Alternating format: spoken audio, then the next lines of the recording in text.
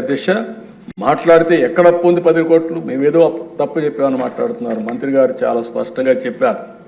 నేను ఇప్పుడే చెప్తున్నా, మీరు చూస్తే అధ్యక్ష గవర్నమెంట్ డెట్ 4,38,728 కోట్లు, పబ్లిక్ అకౌంట్ లయబిలిటీస్ అంటే ఉద్యోగస్తుల డబ్బులు కూడా మొత్తం వీళ్ళు తీసుకొని వాడేసే పరిస్థితికి వచ్చారు. 80,914 కోట్లు. కార్పొరేషన్స్ డెట్ 2,48,677 కోట్లు. సివిల్ సప్లైస్లో అప్పు 36,000 కోట్లు. డ్యూ టు పవర్ సెక్టర్లో వాళ్ళకి ఇవ్వాల్సింది 34,267 కోట్లు.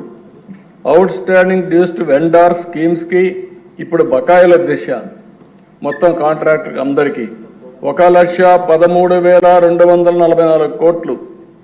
అదే మరి ఉద్యోగస్తులకు ఇవ్వాల్సింది ఇమీడియట్గా 21,980 కోట్లు.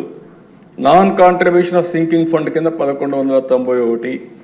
ఇవన్నీ కలిపితే 9,74,556 కోట్లు ఇప్పుడు తేలిన అప్పులు. ఇంకా తవ్వితే ఎంత వస్తుందో నాకు తెలియదు. నేను ముందే చెప్పా, ఓసారి దివాలా తీసామంటే అందరూ వస్తారు మాది కూడా ఉందని. కానీ అది చెప్పడం లేదు కాబట్టి గుమ్మడంగా ఏం చేయాలో చేసే పరిస్థితికి వచ్చా. ఇది కాదని ఎవరన్నా అంటే రండి, లెక్కలు చూపిస్తా. ఆ లెక్కలు చూసిన తర్వాత గుంజీలు తీస్తా. ఆశ అనుకోవద్దండి, ప్రజా జీవితాన్ని దుర్వినియోగం చేయొద్దండి. పిల్ల చేస్తవద్దు. లెక్కలు లెక్కలే.